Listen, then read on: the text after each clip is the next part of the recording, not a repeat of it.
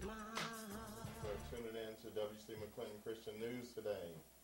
We're hoping that something is said or done on our stage today that may alter your and change your life, that you have a personal relationship with the Lord. That's our purpose here. And Pastor W.C. Mcclinton, which is the bishop of our church, wanted to also thank you for tuning on today, and our First Lady, Doris McClinton. On the stage, we got a very, very special guest today. And so we're going to let him introduce his own self because he's just that special. I am really happy that he's here on today. He surprised and shocked me. So when he came to town, so I'll tell him. I said, since you're here, I'm gonna have a good time. Because when you gone, oh man, my wife give me a rough time because this is one of her favorite. This is a favorite. So I'm not going to keep the secret no longer. I'm going to let him introduce himself. But also to my far right, we have another host here. You already know her face, Sister Beatrice Hutson on stage. And so we're going to start at my far right, and we're going to bring it on in to you. May God bless you and keep your ears open. Good evening to you out there in TV land. We are happy to be here. We definitely have a special guest here tonight. Yeah. And Brother Lawrence going to hook you up and let you know who it is and all that good stuff. Shout out to the visitor. Thank you so much. Shout out to the First Lady. Sit back and relax, and we are here. Amen. And the special guest. Yes. Got everybody in Christian TV land. I'm Sergeant Kintarri Crawford, and I'm very happy to be here today as a guest. And I thank you and you for your blessing for me to be here today and speak on my behalf. Amen. I know you heard what he said, Sergeant, right? Yeah, Sergeant in the Army. So we want to let you know some things that he's been through, and maybe some of the things that. Now, before we got this show started, I was thinking. I said, well, I know who his boss is. You know who the boss is? President Obama is the boss. But he done seen a few bosses, but right now, the president right now is President Obama, and much love to him also. But what we want to do is, if I say anything that you can't speak about, just do the cut it off. I'll let it be known. Okay, all right. Because we don't work with no scripts. We don't write nothing down. This is WC Mcclinton Christian News. Yes. We keep it all the way real here. But I know that he's still employed and he's working. And there's a lot of things that he can say that he's not allowed to say because of the situation that we're going through. The Bible said there'll always be wars going on, so we don't want to start nothing that may not already be getting started. It's not that kind of show. All right. But we also want to protect our own and our loved ones too. So may God bless you, and just kick back and relax and enjoy the show today. Yes. So where are you just now coming from? Right now, I'm coming by the way of Fort Hood, Texas. Okay. You know what I'm saying? Where I was stationed. We're very hot, very humid. So it was definitely time to go. But it's one of the biggest posts there is Fort Hood, Texas. And so now I'm here on vacation. Enjoying my family and friends, loved ones. And like I said, I'm very happy to be here. Good. So my next stop will be Fort Carson, Colorado. Okay. So a little cooler, close to the sun, nice climate, but a beautiful state, beautiful post.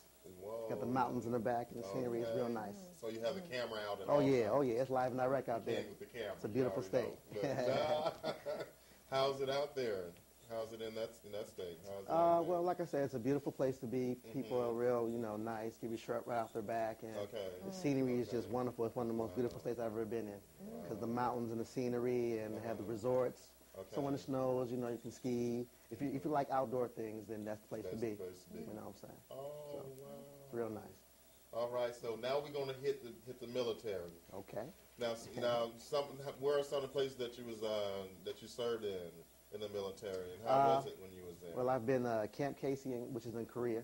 Okay. I've been Fort Riley, Kansas, which is in Kansas. Like I said, Fort Riley's in Kansas. I've been there, and like I said, I've been to Fort Hood. Okay. I've been to Fort Carson, which is in Colorado. So those are the main places I've been at in my career. All right. Okay. Now, how many years you have in the military? I know, but tell them how many you got in there. Sorry. I started off in '98, so that makes 11 years now. You know what I'm saying? Okay. And I've been very blessed. I'm still here to talk about it. All right. And you've been shielded, protected with prayers from the family. Yes, and it's been working, and I appreciate every blessing and every prayer. Yeah, and the 37th Street family been praying too. Outstanding. We own that. You know how my wife is. Yeah, she go hard. she go hard on it. Yes, you know, indeed. She's like, oh no. I remember when you was finna go overseas, and I think it was during this Thanksgiving. Yeah, it was Thanksgiving. You was getting ready to go overseas, and we was talking to you, and you was in Texas getting ready to go. Yes. And she was on the phone talking to you, and she turned to me and she said, "I'm going to need help on this one."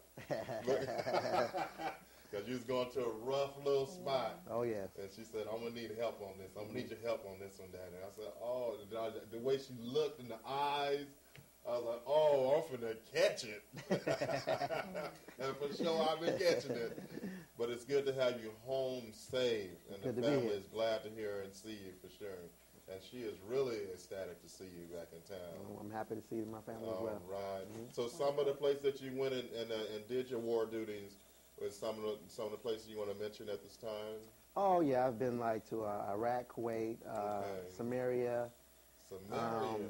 Pretty much we did, during convoys, we do like a lot of driving. So we go to a lot of places that are maybe hazardous, some, you know, maybe peaceful, but and all along, you know, we hope that we get there safely to our destination. So we can set up and do what we have to do.